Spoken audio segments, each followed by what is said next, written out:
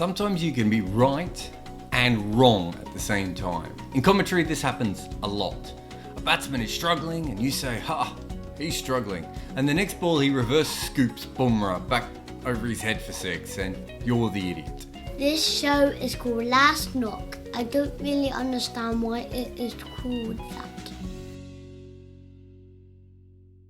A while back, Sanjay Manjrekar said of Ravi Jadeja that he was a bits and pieces player, and at that point he was probably fairly accurate. But since that moment, Jadeja has seemingly been trying to prove Sanjay wrong, and he's done it with the one thing that he kind of forgot about for a while: batting.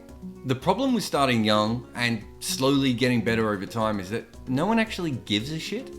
Changing your brand is tough, and unless you have some kind of Steve Smith or Kim Kardashian-like transformation, you end up more like Ishant Sharma, just chipping away at what everyone thinks for a decade, and even when you're doing well, everyone's actually waiting for the bad you to come back. From the moment people started calling him Sir Ravi Jadeja, there was always a joke attached to his career. Usually a young player making 2 first-class triple hundreds would be something celebrated. Jadeja was smacked for it constantly.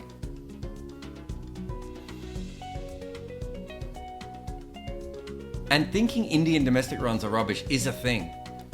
Here was Kerry O'Keefe talking about the Railway Canteens 11 a couple of years back. So it's worth quickly going through those hundreds. Before the first 300, there was actually a double hundred. In this match, only one other batsman scored over 80 runs, and he turned out to be pretty handy. The second one, Jadeja made 60% of his team's runs, and no one else made 100, though it was only a 2 innings game. The next one was almost 60% of his team runs again, and it was against Sanjay Banga and Murali Kartik, test bowlers. Railways managed 4 more runs than Jadeja. Of course, it's not just the fact that Jadeja made all these runs, it's that he then turned up in international cricket and he had a technique that made him look like he had killed that young batsman with an axe. But it's more than that, isn't it? There are obviously other funny things about him. He does, at times, appear to be more of a wind-up toy than a real human bowler. That's obviously unfair, but being that Dhoni seemed to operate him by remote, and that Jadeja seemed to only ever bowl faster or try and spin it harder, it became a bit of a thing. Then there's the mustache. Look, it's a quality piece of kit, but it's as ridiculous as it is magnificent. If you put that kind of lip furniture on, you can take all the wickets you want. People are still going to remember you for the tash. I suppose we have to mention all the sword stuff, because there's always, a lot of sword stuff. And then you can be unlucky, like with who you're compared with.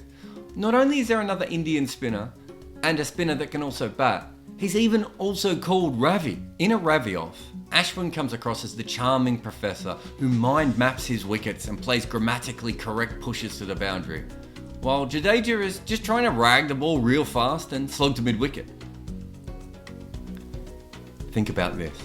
He might be the second best spinner in the world, but he might also be the second best finger spinner in his side, called Ravi. And even when Jadeja started taking all those wickets, he was seen as less than Ashwin, because Ashwin took his with cunning and guile, and not just a repeatable action. CricViz research from a couple of years back showed just how little Jadeja varies his pace compared to other spinners. And then there's the white ball cricket. Remember, Sanjay Manjrekar did call him a bits and pieces player. And as I've argued before, with the Botham Pringle continuum, people hate all-rounders who aren't great. So let's take a quick look at Jadeja in ODI cricket. At that point, he'd been a number 7. He averaged slightly more than most number 7s, but was slightly slower. You'd say, on average, he was average. As a bowler, he was just marginally worse than what you would think from a finger spinner, which is a bit disappointing. But he bowls 8.4 overs a match, so that means he was a legit frontline batsman and bowler. And do you know how many players can do that? It's a small club. Put it this way, this bloke was almost there on his own at times. Shakib bowls as often as Jadeja, but bats in a far more important position, although obviously in a weaker batting lineup. But he was the best all-rounder in ODI cricket in the 2010s. It's not just ODIs either. T20, as a very smart and devastatingly handsome writer has pointed out before, Jadeja may have all the tools, a love of slogging, quick, accurate spin, incredible fielding even. But until 2018, he was worth minus 4.8 runs a game in T20 cricket. He has been slightly better over recent years, but he's never been a great white ball player. So this is why, despite being a 3-tool cricketer and a possessor of cricket's finest top lip, he still kind of remained a bit of a joke. But let's get back to batting. In 232 matches before Sanjay's comment, Jadeja was bog ordinary with the bat in all three formats of international cricket. Since Sanjay spoke, whoa, things have changed. He's gone back to the Jadeja he was when he was a fetus making those triple centuries. Of course, that's all a bit too simple, but if you break it down his batting, it's clear that he's as good now in most formats or better than he has been in any other part of his career. In T20, he's batting now as well as he ever has, and the last time his average was this high in his career was 8 years ago, and his strike rate hasn't been this high since 2009. In ODIs, after years of slowly slipping to under 30, he's back over 30, and more importantly, his strike rate is now the best it has been. But it's in tests that you notice it the most. I mean, he's been getting better year on year. This isn't just Sanjay inspired. He has put 10 runs on his overall average in the second half of his career. Now, before you get all excited and push Jadeja into the big four, sorry Kane, sorry Joe, it's important to remember that he only has 100 in that time, and he's batted more than half of his innings at 8 or 9. But he's worked out how not to be dismissed in a way that he never did before, and he's getting past 50 every second match.